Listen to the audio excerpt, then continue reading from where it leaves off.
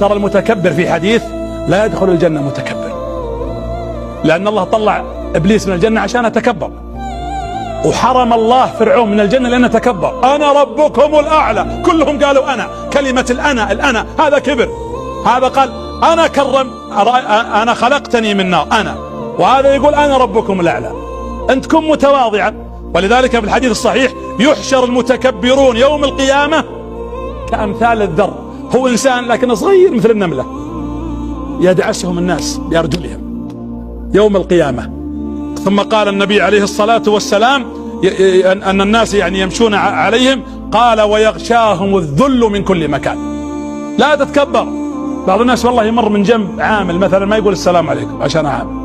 أمس يسولف معي أحد الأخوة يقول صلى بنا شخص من جنسية يعني غير جنسية البلد، ورجل حافظ لكتاب الله، فيقول قام عليه واحد قال ليش يصلي ابن هذا ما يجوز يصلي. شو ما يجوز؟ فيسألني بعد الصلاة يقول يجوز؟ قلت بالله يجوز. ليش ما يجوز؟ قال جاني واحد من الجيران قلت لا، فلما جاء الفرض اللي بعده قال لي هذا وابغاك تكلمه، فكلمته وحدثت يعني قلت له ما يجوز، الرجل حافظ لكتاب الله وقراءته متقنة ورجل عربي حتى ما يكسر القرآن ولا يلحن، فليش تمنع من الصلاة؟ قال لا لأنه مو من جنسيتنا. فقلت له يا أخي ما وش الكلام هذا؟ القرآن نزل على لسان على محمد عشان يكون لك، نزل على أمة محمد كلها. ولذلك إبليس، أنا بختم الآن، إبليس جلس يدور على آدم في الجنة. دخل الآن آدم الجنة، أول ما دخل الجنة الله سبحانه وتعالى قال إن لك ألا تجوع فيها ولا تظمأ ولا يعرى فيها آدم، وقال له كل من كل ما شئت فيها الجنة إلا هذه الشجرة، لا تقرب هذه الشجرة. جاء إبليس لقاها فرصة، حواء وآدم حاله، فجاء إبليس قال ورا ما تأكلون؟ قال الله نهانا عنها. قال الله لم ينهكما عنها إلا أن تكونا ملكين أو تكونا من الخالدين. قال لا تلعب علينا. قال أقسم لكم بالله، الله يقول فقاسمهما إني لكما لمن الناصحين. لا تصدق إبليس يقسم لك، هو كذاب، يقسم لك. يقول فلما أقسم لآدم وحواء اقتنع فأكلا منها. الله يقول شوف الشيطان هذا خسيس، يجيك يزين لك الباطل مثل هالشجرة، كل الجنة لك يا آدم أنت وحواء، فكلا منها حيث شئتم رغدا، كلها رغدا، بس لا تقرب هذه الشجرة. زي الحرام، يقول ابن القيم إن الحرام الذي حرمه الله علينا أقل من الحلال. حرم الله الربا وحل البيع، البيوع أصناف كثيرة، الربا واحد. الله أعطاك تتزوج 4، وبعض الناس أكرمكم الله يدور من يبقى. الله سبحانه وتعالى أعطاك تسمع القرآن وتشنف آذانك بالكلام الطيب، فيشغل نفسه بالأغاني والمصائب والفحش والكلام البذيء والسب. ليه؟ فيزينها. أضرب لكم مثال ثاني، يرزق الله رجلا زوجة كريمة شريفة عفيفة جميلة ما شاء الله، ثم يجعلها أمامها لا تساوي شيء ويبحث عن الحرام. حتى يمكن بعض اللي يعرفونه يقول يا أخي عيب عليك زوجتك ما شاء الله بنت جميلة، الشيطان زين له الحرام، عندها العصيرات عشرات الأنواع فواكه طيبة، ويأبى الشيطان إلا أن يجعلك أكرمكم الله تشرب خمرا وغيرها، يزين لك الباطل. هذه شجرة آدم، فقاسمهما إني لكما لمن الناصحين لم ينهكما ربكما عن هذه الشجرة إلا أن تكونا ملكين أو تكونا من الخالدين. ترى فيه ناس إلى اليوم يقولون في شجرة في الجنة اسمها شجرة الخلد، ما في شجرة، هذه كذبة إبليس، كذبة إبريل دي هذه كذبة إبليس صدقها بعض الناس إلى اليوم أن في شجرة اسمها شجرة الخلد، ما في. لو في شجرة خلد ما مات آدم وين العين؟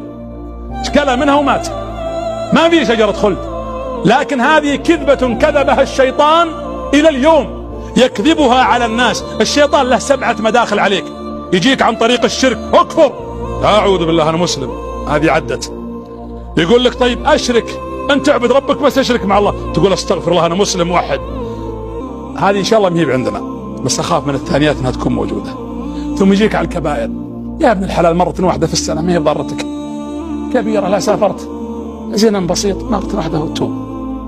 إبليس يزينها أبد واحدة مرة مريرة بس، وبعدين خلاص، وقد تموت ليلتها، وقد لا تدركك التوبة فيها، تذهب بالاستغفار بلا شك. إذا ما قدر عليك بالكبائر جاك في الصغائر، اللمم والصغائر بعض الأمور. والنبي صلى الله عليه وسلم أخبر أنه لا كبيرة مع الاستغفار ولا صغيرة مع الإصرار أو مع الاستكثار. قد يكون أثره حديث أنا نسيت. الأمر الخامس، إذا ما قدر على الصغائر يأتيك يضيع عليك، يفوت عليك الأعمال الصالحة. صليت العشاء يقول اطلع يا رجال، أنت تقول ودي أتسنى الركعتين، ما تأخذ الركعتين منك دقيقتين، لكن شوي قمزك اللد في الشارع هناك، وتلقاهم واقفين عند باب المسجد ساعة يسولفون. وين رحتوا؟ شفت المباراة؟ والله يا أخي، وهو تو يقول والله إني مستعجل مشغول. يوم طلعنا راحوا، بعضهم يطلع صلاة المغرب ما يتسنن، وترجع العشاء تلقاه واقف ما راح عند الباب، حرمه ركعتين يصليها في 5 دقائق، فوت عليه أجر. هو ما يأثم، لكن فوت عليه بعض الأعمال الصالحة. ما قدر عليك في هذه، يشغلك بالأقل أو بالمفضول على الفاضل. تلقى واحد يلقط قراطيس في الشارع، وش تسوي يا ابن الحلال؟ قال إزالة الأذى عن الطريق صدقة. طيب ما تقدر تدعو إلى الله؟ قال لا. قال يا أخي ادخل المسجد حدث الناس أزين لك من تلقط هالقراطيس دي. يشغلها بالمفضول عن الفاضل. في ناس كذا يشغلها الشيطان، هو عنده إمكانات لكن يخذلها عشان ما ياخذ أجور أكثر. إذا ما استطاع على هذا الباب، آخر باب يؤذيك، يسلط عليك ربعك. شوف لحيتك يا ابن الحلال، أنت وجهك والله مو بعاجبني، أنت حاطة ذا العباية على راسك كنس حبلة، الله لا يبلانا. الناس تطورت، شوف العبايات الجديدة وشوفي. صحيح يؤذيك بالكلام، لن يضروكم إلا أذى. هذه مداخل من أعظم مداخل الشيطان 7. السؤال أنت أي رقم؟ هذا بينك وبين نفسك. أتمنى أن لا يكون إن شاء الله أحدنا منها. ولقد صدق عليهم إبليس ظنه. إبليس ظن فيهم ظن، وصار ظنه في محله. هو عاند ربه. قال الله سبحانه وتعالى قال فبما أغويتني. شوفوا قلة الأدب مع الله، يقول الله أغواني. فبما أغويتني لأقعدن لهم صراطك المستقيم. أبقى أقعد لهم على الصراط المستقيم. ثم لآتينهم من بين أيديهم ومن خلفهم وعن أيمانهم وعن شمائلهم ولا تجد أكثرهم شاكرين. قال الله سبحانه وتعالى أرأيت. شوفوا إبليس يقول. إبليس يقول عنه وصف يدلكم أن إبليس عرف الخطة. إبليس تدرون ليش هو منقهر من آدم بالمعنى العامي؟ يقول ليش الله خلاه مستخلف في الأرض وأنا لا؟ اسمعوا ايش قال الله جل وعلا. قال أرأيتك هذا، يكلم الله، شوفوا قلة الأدب. أرأيتك هذا الذي كرمت علي لئن أخرتني، بس أخرني إلى يوم القيامة لأحتنكن ذريته. آدم خلاص طلع منها مرة واحدة، لعب عليه لأن آدم نبي لكن ما أقدر عليه. قالها إبليس ذريته، لأحتنكن ذريته. وش معنى أحتنك؟